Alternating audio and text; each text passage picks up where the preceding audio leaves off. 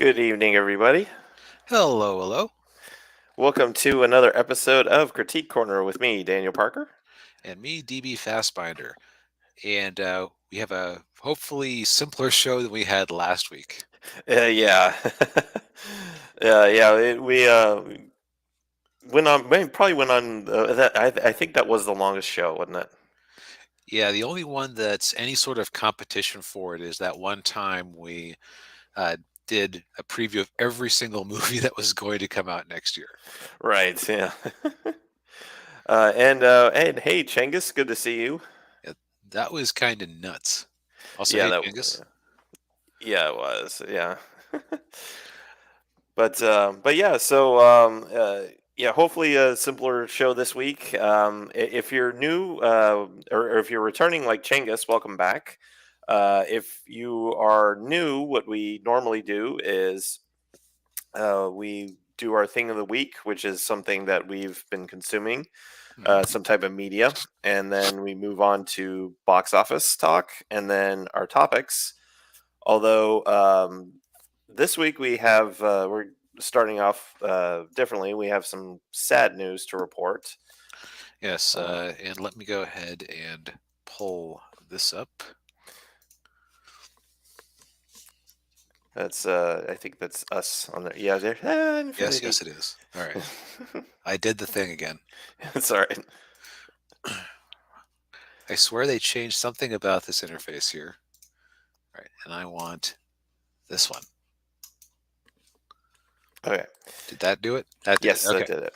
Yeah. So, John Romita Jr., John Romita Senior. Sr., the father of John Romita Jr., possibly one of his better creations, I'm sure he would agree, Yes. was John Romita Jr. Yeah. So, Mr. Sr. Has a distinguished track record. He created a number of major characters for Marvel Comics, including the Kingpin. He Hmm. was also given the unpleasant task of being the one who had to follow up Steve Ditko on The Amazing Spider Man. Oof. And he did it with aplomb. Mm. So I think my favorite little thing about him is that he was kind of known as the guy who did the romance comics because people forget that back in the 50s and 60s and even through the 70s it wasn't all superheroes for the major comic book publishers. They actually targeted the female audience with romance stories. Yeah. Yeah. Like Archie Comics being one of them. Right, the one survivor. But John Romita Sr. was big on the romance novels, or not romance comics. So, of course, I believe he got to be the one to draw. Yeah, he got to draw Mary Jane Watson for the first time. She had appeared on, like, off screen a number of times, Ah. and he gave her that va va voom. Ah. The I actually remember one bit where she was around in the Ditko comics where Betty Brant and Liz Allen from Peter's school came over to wait for Peter and didn't show up. Mary Jane was there, and they were just super annoyed. That, no wonder Peter doesn't have time for us. The girl like that. So they had built it up for a while. Yeah. Anyway, died at the age of 93, which you know what, he had a good run. Yeah. Yeah, he had a long fulfilling life, and yeah, and obviously a legend in comics, and he will be missed, but he will always be remembered as well. Help. Now, speaking of things that might or might not be remembered, depending on the timeline you're in, Yeah, yes, our thing of the week, the Edge of Tomorrow, also known as Live, Die, Repeat. yeah. We were talking before the show. I actually have the Blu-ray, and I'm gonna make myself. Let's see if I can make myself bigger here. I don't. Hopefully, I don't mess things up. But no, that's not it. That's not it. Okay, that's a little bit better. Um, so this is the cover art for it, and if you look at it, it has the tagline "Live, Die, Repeat." If you look at the cover art, I mean, you think that that's actually the title of the movie and not Edge of Tomorrow. Yeah, I think that so the movie was actually not particularly successful at the time. Uh, No, and and I think it was like widely acknowledged at the time that I think like some marketing term came up with live, die, repeat for the Blu-ray edition. I yeah, think it was almost like, damn it, why didn't we make that the title of the movie in the first place? People were confused by the title Edge of Tomorrow. Live, yeah, die, repeat is memorable and descriptive. yeah. And Chengis enjoys the movie, so that's good. Um, yeah, I, I and think it didn't help it that it came out before Tom Cruise's like redemption arc really started. yeah, yeah, he hadn't quite fully made his comeback yet. I mean, he did Tropic Thunder, which I think helped him out a little bit. Yeah, Um, though Tropic Thunder, you'd be forgiven for not realizing it was him, what with the fat suit and the bald cap and everything. yeah, that's true. Yeah. Um, but yeah, but no, you're right. Yeah, this movie came out like when he was kind of starting to make his return, and so After that the might have. Oprah couch incident. Oh yeah, the Oprah couch, yes, and yeah, the Matt Lauer interview. Um, I love this woman. yeah. Okay. Oh, Chingus said he thinks that the Edge of Tomorrow was the U.S. title, and other countries that use Live Die Repeat. Yeah, that probably makes sense. If true, somebody screwed up. Yeah, yeah. But yeah, I think the big reason it didn't that's also too. I think a lot of people kind of had a hard time wrapping their head around the concept. Yep. Um, but So, yeah. Go ahead. Sorry. uh, so to kind of stop talking about the movie and talk about the movie. Yeah. Yes. Yeah. Uh, so this was Daniel's suggestion to watch because it is fun actually seeing the same thing occasionally. Because otherwise, we're just sort of going, uh huh, uh huh. Yep, Yeah. that certainly sounds like a thing, DB. Yeah. Yeah. So the premise of this movie is that aliens have invaded, and these aliens have an unusual talent. The They kind of operate like a living virus, like actually like hive organism, like a large single organism, Right. and their clusters are able to actually reverse the flow of time, and they're basically unbeatable because if they die, time rewinds, and they can just try again. Right. Um, they've invaded Europe and mostly taken it over, and there's a large Allied invasion of France that's about to happen out of England. That Very yeah, like D-Day. Yeah. Yep, very D-Day, but with battle armor. Right. Yeah.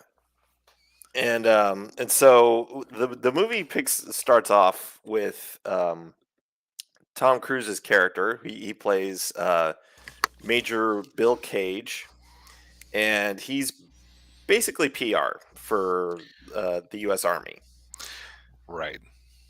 Yeah, Yeah, he and makes the recruitment posters and stuff. right, yeah, and because uh, he was ROTC when he was in college, and then he had an ad agency, but then he lost it because of the war, and so he Mhm. goes back to the army to do marketing and PR. And so he shows up in England. He meets with this British general who's leading or commanding the invasion, and the general tells Cruz, I'm sending you off to England to cover the war, cover the invasion. And he's like, well, no, I don't. I'm not combat. I don't Yeah, do combat. I don't go where there's danger. Yeah, Um, and and he's then squeamish around blood, and yeah, and then Tom makes the strategic error of threatening a general, yes, and and yeah, he ends up being busted down to private so fast his head spins, and yeah. actually being thrown out there onto the battlefield. Yeah, yeah, he gets thrown right into this company of soldiers. completely untrained. He's never used one of these Yeah. armor suits before, and It's like, how do I turn off my safety? And people refuse to tell him. yeah, And I want to just say, I wonder if this movie was kind of designed around Tom Cruise having not the best reputation at the time, because you yeah. don't feel bad about anything bad happening to him because he is a weaselly little shit. Oh yeah, yeah, um, yeah, and yeah. So then, yeah, he gets thrown into it, and he's just doesn't know what he's doing. Yep. And then of course, what ends up happening when he's in the battle is the alpha. That's the one. Those are the ones that can know when time is happening and everything. Yep. Uh, he dies, and the alpha dies, and then its blood gets into Tom Cruise. And then he wakes up in exactly the same place where he woke up when he was brought into the staging area. Right. So yeah. So now he is stuck in a time loop, Yep. and during the course of him repeating the same day over and over, he runs into Emily Blunt's character. I can't remember what her The Angel of Verdun. the Angel of Verdun, right? Or Ooh. or the Full Metal Bitch. Yeah. That melee weapon there is as I recall, a piece of a helicopter blade that she just picked up and started using. Right. Yeah. And It's like, oh, she's this amazing fighter. Right, yeah, she's this amazing fighter, and that was part of the vignette at the beginning of the movie where Cruz's character is talking about how she had very minimal training, Hmm. and she somehow was able to win this battle, single handedly. It's like, At first, it sounds like she's a Ray. oh yeah, yeah, but then during the course of it, he runs into her, and she notices that he knows things before they happen, and she tells him, "Well, come find me when you wake up." Yep. So She had the skill but lost it. right. Yeah. And so, as part of him repeating the same day over and over again, he's getting training from her, Hmm. and so that they can figure out how to take out what they call the Omega, which is Hmm. basically the hive mind of how they're controlling time. For StarCraft players, it's the Overmind. Yes. And so basically, the movie is them trying to take this thing out so they can win the war and beat the aliens. So it's a little bit Starship Troopers. It's a little bit Groundhog Day. Right. Yeah. And one of the things I actually found out about this when I was doing a little bit of research is it's based on a manga. Really? Um, yeah, it's the manga's called like uh, oh, it's got a weird title. All you need is kill, I think. Yep. And the All you need is creator of kill. yeah, the creator of the manga actually was inspired by video games. Right. Which makes sense. Yeah. But yeah, so it's I mean this is uh yeah, this is a real It was a I'd light say novel first, apparently. oh yeah, right. Also, a very short manga, just 2 volumes, Uh, which makes sense for something this length. right. Yeah. And well, let's be honest, there isn't really much story you can do with this. Right. Um but yeah, I mean it's a fun action sci-fi action movie. Yeah, yeah, only 2 volumes. Yeah. Yep. Um but Yeah, it's a fun sci-fi action movie. If you like, time loop movies, Hmm. and of course, it does kind of follow the kind of the standard of of a character who's caught in a time loop is like we were saying before. Cruz's character is just such a weasel at the beginning, and Yep. then but by the end of the movie, he's a battle-hardened warrior. Yep. And I gotta say that mm, I won't give a spoil exactly, but I will say that the third act is the weakest of the three. Yeah, it felt a little rushed, I think. I Um, also think that it's one of those things where, so I remember reading in a book once about the making of Monty Python that if you ever wondered why Monty Python just randomly shifts from scene to scene and refuses to have a punchline, it's because the crew there always kind of felt like you'd be watching this 5 minute sketch on another TV show, and you'd hit the punchline and it was never worth the squeeze. Like uh, the fun part was the buildup. right, And I kind of feel like it is extremely similar with this type of setup, where it's like it's extremely hard to have the buildup of a time loop or the end of a time loop be as good as the actual, or the conclusion of the time loop be as good as the buildup. right, yeah, Like, yeah, I won't spoil it, but basically, part of the problem with the time loop story, and when you think about it, is that it's hard to build sacrifice into it without some sort of limit. right, And so it's very easy to have the ending feel unearned or to be like too happy or too neat. yeah, So I do not feel like this movie quite hits that balance. But up until then, it was very riveting. yeah. Yeah, yeah, especially especially the dynamic with between Cruz and Emily Blunt. Yep. Yeah, so yeah, it's on HBO or not HBO, it's on Max. Max. I Daniel, I think I was kind of live streaming, or not live streaming, but live discording my responses to you. Did I Yeah. complain about any buffering problems this time? Because I don't think it happened nearly as much as it did with What Lies Beneath. No, I don't. No, you didn't complain about that. Although you did mention the ads being kind of odd. Oh, that's right. So I was a cheap ass, and I uh, bought my Max with the ad-supported tier. And the weird thing there was that, like, okay, so you'd expect a certain amount of ads for different actual companies, like, and of course AT&T had some ads because AT&T still owns a big chunk of Warner Brothers after their acquisition slash spin-off to Warner or to Discovery. Right.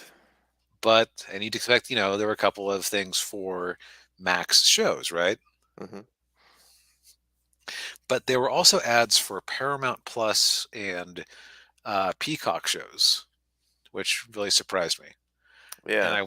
I wonder if they have some sort of like deal with each other, because I know they all have an ad-supported platform, but who knows how many ads they're actually getting? Maybe, and they might just figure, well, if you're going to if you're going to go for a subscription service that isn't Netflix, you might go for multiples, so we should pool resources. But that's Yeah. just baseless conjecture. Well, I mean, if they're willing to, I would say if they're willing to pay for the ad revenue and pay for the ad time and ad space, might as Yeah, well. Yeah. it does kind of make the smaller streaming space a little bit a snake eating its own tail if they're Yeah. paying each other to advertise to each other for their unprofitable streaming services. That's true. Yeah. But I Yeah. just thought it was interesting. Yeah. Yeah. But yeah, But yeah, worth a watch. yeah, I think so too. Give it a solid B. Yeah. Speaking of things that are probably a solid B, last weekend we had a new major release for the summer, Transformers: Rise of the Beasts. Yes, which was a movie that I think I said I was kind of looking forward to seeing. Yep. And I've heard people, particularly Changus over here, say that he enjoyed it. Hmm. But this is one I'm probably going to wait for home release for, Yeah. because I don't know. Sorry, I got distracted by how dumb Ezra Miller's head looks in this particular costume. Yeah. And hey, Holy Ninja, good to see you. So I would say the big release last weekend was Transformers: Rise of the Beasts, Yeah. which kind of it's weird lately. It's like things are either a hit in the U.S. or they're a hit outside of the U.S. Yeah. And this one was definitely a hit outside of the U.S. Yeah. Even then, not the biggest one. And it's a now we keep talking about how Disney spends too much on their movies and other studios are smarter with it. Don't worry, guys. They only spent 195 million instead of 200 or 250 million. And yeah, Chingus says Transformers was really fun. I had my doubts about it, but I was glad to be proven wrong, mostly proven wrong. Yep, and that's good to hear because I know that you Yeah, had some doubts going in. yeah, So now there's a level where of all the movies that we talk about, the Transformers movies are have the least pressure to be profitable in and of themselves because Hasbro helps fund these things. They kind of see it as not free advertising, but advertising for toy sales, right. almost like a Yeah, loss leader. It's nice if they make money, but as long as the toy action figures sell well, it's all gravy. yeah. Similar to how they well, it's how they treated the animated series. It's Yep. just uh, Actually, I wonder how big of a budget did Bumblebee have? Because I suspect that if we look at Bumblebee, it's going to be a much smaller one because it, yeah. I excuse me, think yeah, it was smaller because there were less Transformers in it. single robot. Yeah, 145. Oh no, Oh, that's 102 million. 102 102 million. Yeah, so Yeah, about half as much, though that's unadjusted for inflation. yeah, Um, so yeah, that came out. The thing that really surprised me though is just I decided to look this up because I was curious. Spider-Man uh, very nearly beat it. They were within like 5 million of each other for the weekend, yeah, yeah. It was close. and Spider-Man won every single day of simultaneous release except for the initial Friday, which is an unfair comparison because that initial Friday for Transformers gets the Thursday previews lumped in. Right. And I Yeah. did some back math, and it looked like it was extremely close, which was actually bigger on Friday if you counted that lumped in money. Yeah. So it was like this movie is a force in nature. Oh yeah. Yeah, I think it'll do I don't know if it'll do a billion, but I think it'll do like 700 maybe. Yeah, like so let's run some numbers here. And I've realized in past weeks that the calculator no longer shows up because of how StreamYard has changed how their screen sharing works, which is interesting. Yeah. So trust me, the calculator's here. Yeah. So like most movies, once you have two weekends, you kind of have a pretty decent idea of their trajectory. So it's Mhm. like, most movies, you know, but on the kind of like the low end of legs, um, actually low end of legs, you usually have about half of the movies, half of the box office comes in the first couple of weekends. Yeah. Like that's like a bad hold. So as of 2 weekends ago, let's see here, total gross was 225 in the U.S. Actually, just jumping around a little bit here. Let's see if I can get a good international cumulative as of last weekend. Movie's doing decent in China. Yeah. Uh, That's a little surprising. yeah, I thought there were horrible racists over there who would refuse to see movies starring African American characters. That's kind of Yeah. interesting, isn't it? Yeah. Yeah. It's as if you can make anybody go see it Yeah. if it's an interesting premise. Yeah. All right, I'm gonna cheat and add a little bit of. Okay, so if we, uh, and I suppose they probably don't update the box office on a daily basis internationally anyway. So we're looking at Mhm. around like 389 million Okay. uh, as of Sunday, roughly speaking. Yeah. So if we assume that that is half, we get that by dividing by zero point 0.5. Yeah, around like low end would be about like a 780 million, give or Huh. take.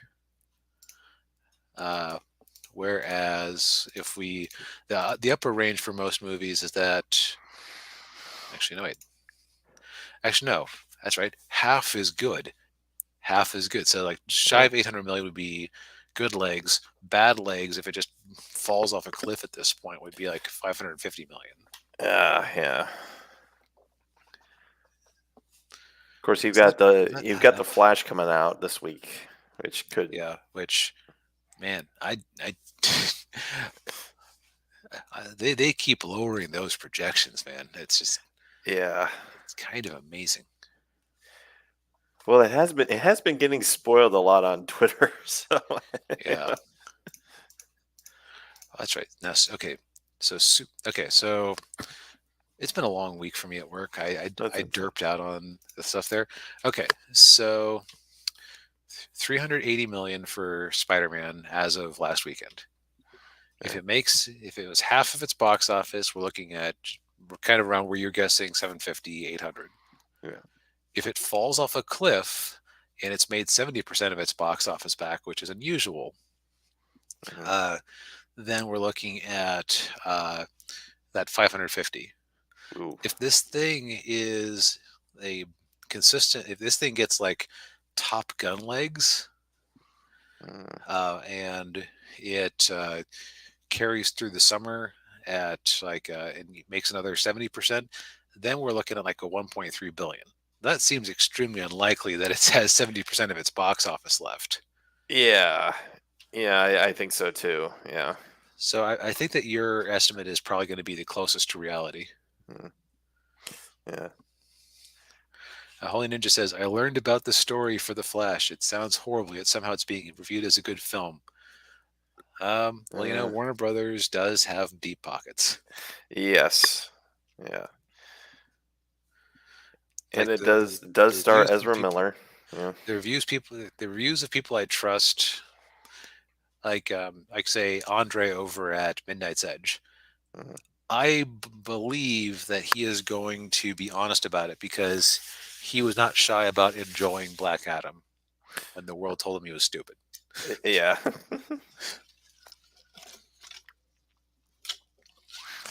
And he said this was a mess, which, considering how many times it's been redone, how could it not be a mess? Oh yeah, I know. Like, Jeez. honestly. Yeah. Man. But yeah, it's. I think that's about as interesting as the actual box office is this week because, you Yeah. know, I don't think anybody expected Transformers to do super gangbusters, considering that it's now, at least in the States, because it's now an international movie brand more than anything else. Yeah, and it hasn't really been it hasn't been seen as being a viable franchise since, probably the second movie. Yeah, and I would say, like, as far as people actually, why speculate? Okay, Yeah. numbers, show us the history of the Transformers box office. I want franchise Transformers. Where did it fall off a cliff? I think the I think the night one. Oh yeah, the oh night one. oh Okay, so god. it's outdone. It's outdone the entire domestic box office of the last night. Oh god, that movie was an abomination. That movie Actually, was. no, wait. I was looking at the opening weekend. Okay, so yeah, it's actually that might be about in line with the performance of the last night as I look at this because uh, if you adjust for inflation from 6 years ago, oh yeah. Yeah, it's Chang. Yeah, beating the it's heck out of Bumblebee, though. I think that Bumblebee was a case of, uh, it's kind of like with the Marvel movies where you're kind of living off of the reception of the last one. right. Yeah. Yeah, and they're trying to do like a spin-off kind of like with sort of like what they did with Wolverine and do it with Bumblebee, and it was a good movie. I mean, it Yeah, wasn't a bad movie, but it just, yeah, it very much felt like the movie, like if they had the technology to make a proper Transformers live action movie in the 80s, it feels like that was the movie they would have made. Oh yeah, yeah, yeah. It had the ET vibes. Yeah, Yep. So at least they shaved a bit off the budget, which, considering how many CGI characters there were, oh is kind of yeah, interesting that they could do that. But I think that is about as much as, at least as much as I have to say about the box office. Like, yeah. aside from, wow, we're only a week away from the Flash coming out. I forgot about that. It's Yeah, it's is it today or tonight or next week? Yeah, like early previews will be tonight, I think. Yeah, and And then when you yeah, think about it, the fact that Disney and Disney was willing to release a Pixar movie the same weekend that DC uh, releases a supposedly big superhero movie, that is just a mutual lack of respect. yeah. Neither one is afraid of the other. Oh yeah, yeah. So how Um, long until Indiana Jones comes out? Indiana Jones, I think, is at the end of the month. I want to say it's the 30th, Jones. Yeah, 28th. Okay. yeah. So 2 weekends from now. Actually, Uh, mid two Wednesday and then another Wednesday from now. ooh. So interesting that they're releasing it midweek. I wonder if that's an attempt to juice their, because people will just report, oh, as of its first weekend, it's raked in X dollars, ignoring the fact that you had 2 days of extra lumped in there. Yeah, yeah. Like how people were misreporting Super Mario's release because it came out on a Wednesday.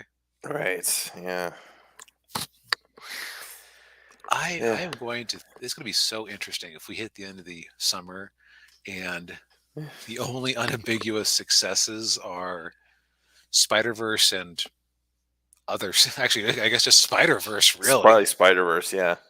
Chengus is wondering how we think if we think Indiana Jones will perform okay. I don't see it doing that well. Yeah, tracking has not been good on it. It's looking like Transformers Flash level, like that 60, 70 million, Yeah. which, as expensive as this thing was to shoot and reshoot, they admit to 300 million of budget. Wow. Oh man. Yeah, like in the best possible scenario. Maybe break even. Best possible, best case Yeah, scenario, it breaks yeah, even. and you're kissing $1 billion to do that. Yeah. Yeah, man. Oof. Oof. It's man, I'm glad I'm not a Disney shareholder. Yeah, yeah, same here. uh, Although there is apparently one movie that's coming up that is tracking worse than anything we're talking about here. I heard that Ruby Gillman Teenage Kraken is looking at like an $8 million debut weekend. I don't know it. I don't know a damn thing about this. I've seen some trailers for it. Uh, it's basically like a role reversal. It's basically like a classic DreamWorks type thing where Yeah. you know uh, it's how to put it. You have basically an evil version of Ariel from The Little Mermaid, and it turns out that mermaids are evil sirens who bewitch people. And So like Pirates of the Caribbean 4. I will take your word for it. I've only ever seen the first one. Okay. I was not a fan, actually. Okay. Shockingly, Yeah. like the only person I know who didn't care for that movie. But Yeah. anyway, but and then you have Ruby Gillman, who is a teenage kraken, and they're like the heroes. So it's like you switch the roles of Ariel and Ursula. Okay. Yeah, Chenga said he saw the trailer, kind of interested. Don't know if he's gonna see it in the theater or not. Apparently, you and a lot of other people. Yeah. If $8 million opening, like that's second weekend, you could probably take you and a friend and pick a afternoon time slot and have the whole place to yourself. Yeah. And Chengus is surprised you didn't like pirates. Yeah, I don't know. It's just for whatever reason, I just found the story boring. Like I had the reverse problem that I did with Johnny Depp in Charlie and the Chocolate Factory. They're the remake of that. Well, Oh yeah. like in Pirates, I liked Johnny, but I didn't like the movie he was in. In Charlie and the Chocolate Factory, I liked the movie, but I didn't like his take on the character. Uh, But yeah. so yeah, so not just Disney having elves. Yeah. Although your Universal is due a couple because Mario and Puss in Boots and all that Yeah. other stuff. Yeah. They got to. They need to take some losses for tax reasons. You know. Yeah, don't want too many. Don't want too much on the books. Right. Speaking of Disney elves, that brings us into our news for the day. Uh, Yes. Hooray for censorship! Yeah. Yeah. So I first heard about this from Robert Meyer Burnett. I follow him on Twitter. He was, of course, very angry about this. Um, and of course, this article has just a bunch of ads on it. Yeah, it wouldn't let me look at it without turning off my ad blocker. Okay, I guess I should have gone with a different website. Sorry about that, guys. Sorry about that, folks. Yeah, Um, but anyway, so the by the way, have you seen the French Connection, DB? I actually haven't. Okay. Um, I'm definitely not buying it digitally now. oh no, yeah. I think my parents might have the DVD of it. I can't remember, but anyway, so the French Connection, as it's a classic 1971 movie, starring Gene Hackman as Popeye Doyle, Detective Popeye Doyle. And little interesting fact: Popeye's fried chicken restaurants. That's where they got the name from it. Huh? Um, So they got the character's name from the restaurants. They got the restaurant's name from the character. they got the restaurant's name from the character. Hmm. Um, but it's about but yeah, Hagman's character Popeye. He's going after a French drug dealer. It's actually based on a real case, and Hmm. Popeye Doyle was based on a real cop. Um, and it was directed by William Friedkin. Most people know him from The Exorcist. He did this movie before The Exorcist, and this was a widely popular movie. It won a bunch of Academy Awards. Best Picture, Best Director, Best Actor. Um, and but it was made in the 1970s, early 70s, and where certain attitudes about certain groups of people were very prevalent, Hmm. and that's very evident in Popeye. He's just blatant racist. I'm just no other way to say it. He's a pretty racist character. That's not to say that Gene Hackman is racist or that William Friedkin is, or they condone how the character behaves. It's just that's the character. Right. I mean, it's a. How to put this? As I was on my walk earlier, I was thinking about how I would talk about this, and I think the biggest problem with this type of censorship. By the way, funny thing, if you stream it in the UK and Canada, scenes still there. It's only if you bought a digital copy, apparently, that you got your movie censored. Yeah, yeah. Which is just yeah. So the scene in question is him using the N word, um, which I mean is fairly common in that era, as in filmmaking. I mean, that's just again, like I said, the character is a racist. Right. And I think what's funny about it is that by taking that out, you make the police at the time look less racist. Yeah,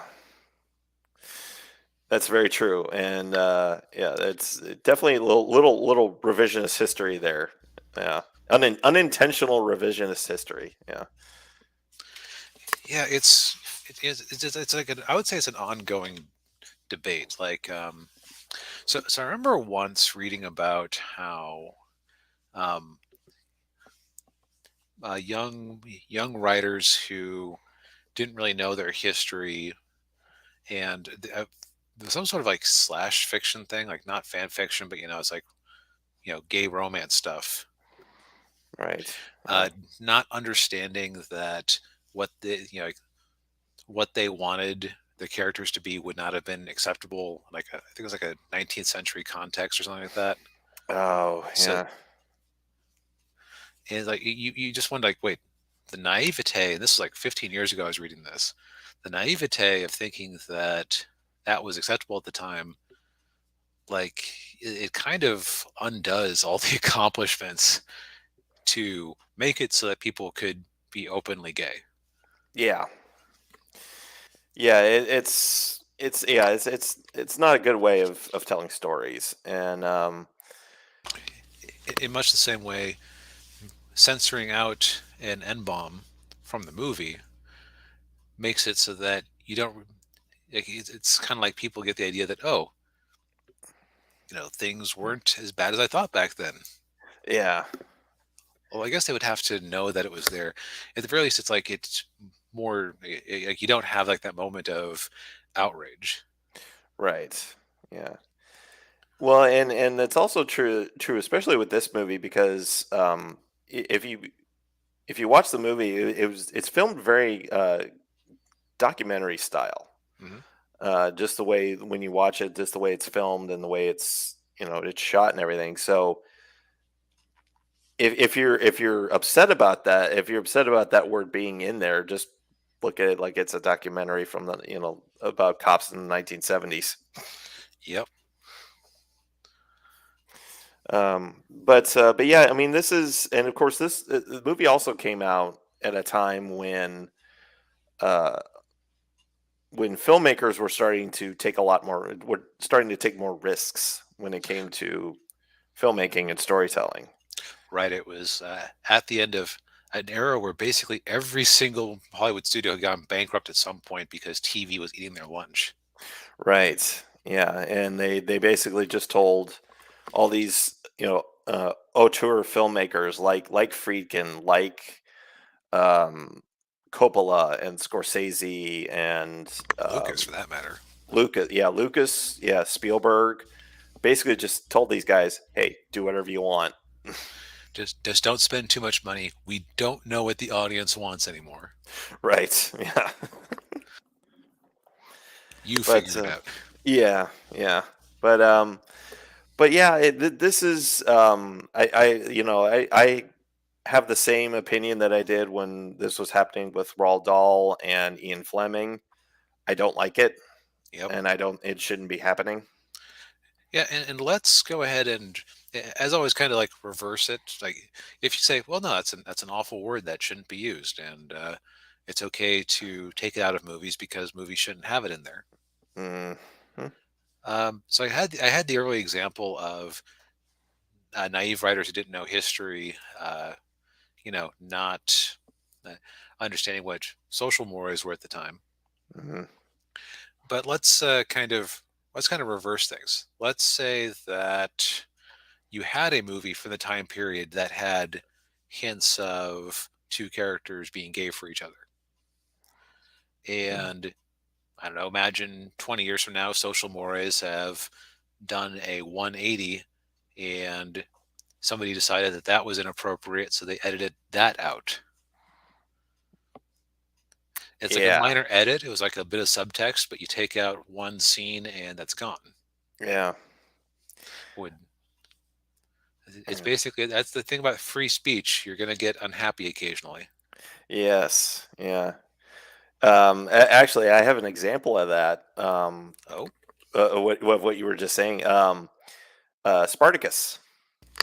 hmm, There's a scene in Spartacus. It's Laurence Olivier and Tony Curtis, their hmm, characters, and the conversation they have has a lot of gay overtone or not. Well, yeah, gay overtones in it. Yeah, it's not Underambient. obvious, but it's it's kind of like, what's going on here? What's this conversation all about? Right. Now, I imagine it's a conversation that you could probably cut from the movie and the movie would still be understandable. Right. Oh, yeah, yeah, it is. Yeah. So, would it be okay for, oh, I don't know, if a Saudi prince bought the rights to Spartacus and had that scene removed because it wasn't appropriate? Mm. Would you still be okay with it? Me personally, no. Right, exactly. Right. Rhetorical you. Right, right. Yeah, I know, I know. Yeah, Yeah, but yeah. yeah, so it's basically just yeah. People will occasionally say things you don't like. Right. Yeah. And it's a yeah, and I will say, like, if it's upsetting to if that's upsetting to you that you don't want to watch this classic movie, don't know what to Sorry, tell you. Sorry. sorry, your skin is so thin. Yeah. Well, at least by the way, Disney owns the rights to this. I should say that's hence because they bought Fox. So Right. Yeah. hence the initial transition. Yes. Speaking of Disney related things, so Disney is apparently like delaying their entire film slate. Yes. My initial suspicion was because of the writer strike, and that might be part of it. Zoe Saldana reacts to Avatar 5 being delayed to 2031. Great. I'm going to be 53 when the last movie comes out. Yeah. Yeah, and yeah, I remember, yeah, I think she said too, like, I was 27 when we did the first movie. Yeah, and James Cameron will be like in his mid 70s. Yeah, if he makes it that far. Like, Yeah. does he have a succession plan if something bad happens to him? Yeah, I don't know. If I were him, I would be kind of going, can I condense these movies into just one movie? So just do the third movie and call it good. Yeah. Like, But yeah, I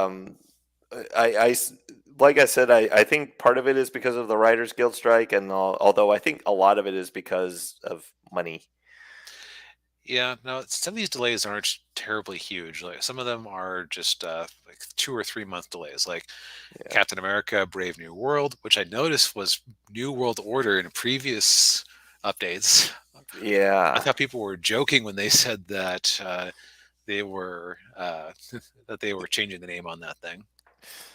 yeah, yeah. I thought so too. And then, but then I saw like a behind the scenes picture of with Anthony Mackie, and yeah, it was like on one of the chairs that said Brave New World. I'm like, okay, Hmm. I So guess yeah, New World Order was Thunderbolts, too. Yeah. yeah, Thunderbolts, Fantastic Four, Avengers: The Kang Dynasty. What's the over under that movie doesn't actually happen at this point? I would take the under. I don't. Yeah, like I there's a decent chance because I don't think like I haven't heard anything like Jonathan Majors exonerated. I haven't either. Yeah, that case is really slowing down. Gone Uh, quiet. Very quiet. Yeah. Um, yeah, it'll be interesting to see if if that movie does get made, or if they end up having a different actor playing Kang. There's also been some of those Star Wars movies that they were announcing have gotten some delays too. Of course, that's assuming those Star Wars movies are even gonna go go into production anyway. God, where elsewhere the new Alien movie produced by Ridley Scott and directed by Fede Alvarez will open August 16th, 2024. That's a threat, not a release date. Yeah. So, will Brave New World be about Falcon finding himself in a hedonistic dystopia? Man, that would probably be more interesting than whatever they're cooking up. Oh yeah, yeah. and Chenga says James Cameron's gonna die while making the 10th Avatar. I don't see how they have 5 movies to make. I Like I've watched reviews of Avatar 2, and even that kind of seemed like a stretch to yeah, like yeah, I, yeah. I don't know. Yeah. I don't know. Let's see here. So Variety asks, how excited are you, if at all, about Disney's planned live action adaptation of Moana in 2025? Not at all excited. Not at all. Yeah. Let's see here. Oh, Oh, it's just okay. So yeah, yeah. by the way, live action Moana. That movie is barely 10 years. I don't even think it's 10 years old. No, not yeah. Somewhere around there. Yeah, maybe close to it. Yeah. I didn't even. I haven't even seen the animated Moana. Yeah, wasn't that also a Lin Manuel Miranda movie? Like a I think just so. Yes. I just know. I know Dwayne Johnson voiced one of the characters. let's find out. Who did the music? Features highly anticipated original music from Hamilton's Lin Manuel Miranda. Yeah, pass. Yeah. I'm sorry. I feel like how to put it. I do not feel that Lin Manuel Miranda is all that great as a musician. Mm. Like a rap opera like Hamilton makes enough sense, but Yeah. like an actual musical, I like to have things like lyric or so he has too much lyrics. I like things like melody, Yeah. tune, motifs. Yeah. Uh, Uh, Jeez. But yeah, I think these these delays. I mean, like you were saying, that they're not super big. They're not super long, but at the same time, I'm kind of just like I really don't. Yeah, I wasn't really looking forward to any of them, to be honest. So I mean, Deadpool 3 is on my list, but yeah, I've been hearing some not so good things about Deadpool 3. oh, do dish. Okay, so apparently Deadpool 3 he's going to be doing the multiverse, and he's going to kidnap Hugh Jackman playing a version of himself, not playing he's not Hugh Jackman is not playing Wolverine, he's playing himself. Okay. And he's wants it's like like he wants him to play Wolverine again or something. I can't it sounds really dumb. See, that's I hear that and I think that they could make that funny. Yeah. It sounds a little too silly for me though. I mean, I know Deadpool is silly, but it's like, you know, It is kind of the end game for like a character who breaks the fourth wall that much. yeah, that's true. But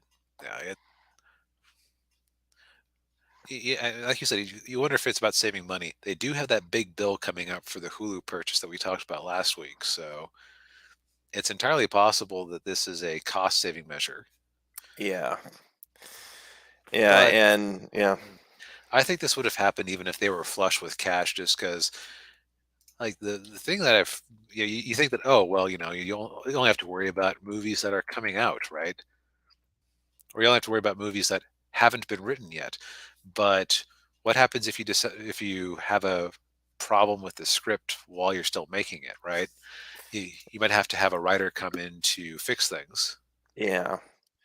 Yeah, you would either you'd have to get a scab, um, or what happened with Quantum of Solace, the second Daniel Craig James Bond movie. Uh, the director and Daniel Craig actually had to do rewrites on that. Hence why it was kind of a mess. If yeah, well, and where you could do like Ryan Johnson and write your own movie.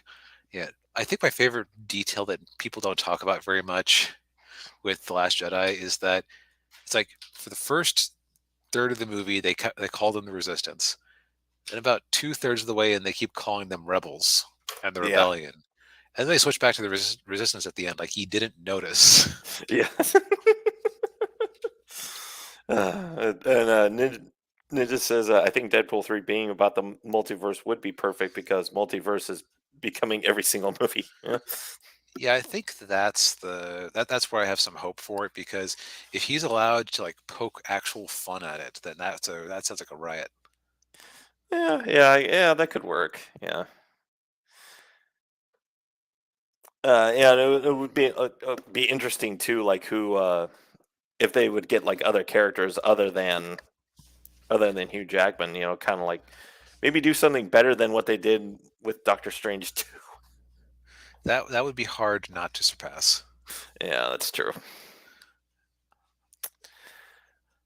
Now, this was breaking news as we were gearing up for the show, so we haven't really had time to look into it.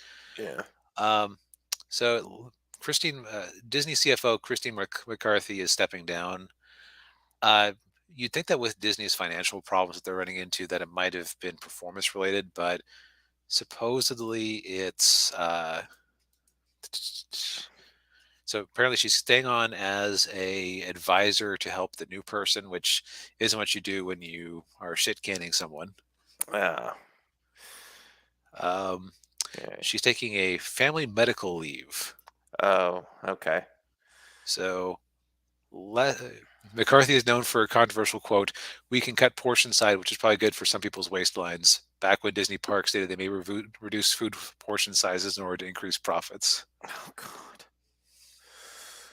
Uh, So yeah, I think that this is. I don't think this needs to be a separate video. It's just, I would say it's like we could sit here and speculate wildly, but yeah, uh, just a interesting little change in leadership. I don't know if it's going to affect it'll make if it's going to be a huge change for the company. I don't think it will. yeah, I doubt it. Yeah, it's not like Victoria Alonso. No, because a CFO doesn't have a lot of direct creative impact. Right? Yeah, it's all money. Although I have to say, her talking about the portion sizes, like, okay, yeah, give us a smaller hamburger, but you're still going to charge us $15 or $18. Like, oh, Yep. thank you. Because if you've never been to Disney World before, everything is more expensive. Yeah, I've heard people talk about the Disney World hypnosis, where it's like, yeah, $5 for a Diet Coke makes sense. Yeah. $4 bottle of water. Yeah. Yeah. Well, Four of fifty. course, Sorry. $4, you're having to put in the fake sugar and the carbonation. So of course it's a cheaper process. So they're passing that savings on to you with it being $4 instead of $5. Yeah. Yes. Yeah. Uh, Yeah. Yeah. Well, well, I yeah, think that about calls it for the week. I think so too. Yeah. Um, as promised, shorter show tonight. Yes. Yeah. First time we've been under an hour for a while, actually. Yeah. Pretty amazing. Yeah. Thank you everybody for joining us. We appreciate it as always. Mhm. Hit the like button. Hit the subscribe button if you haven't already. Ring the bell. If you haven't, or if you are watching us on replay, leave a comment. All of those are algorithm friendly. All the YouTube things. Yes, and we will see you all next week. Good night, everybody. Good night.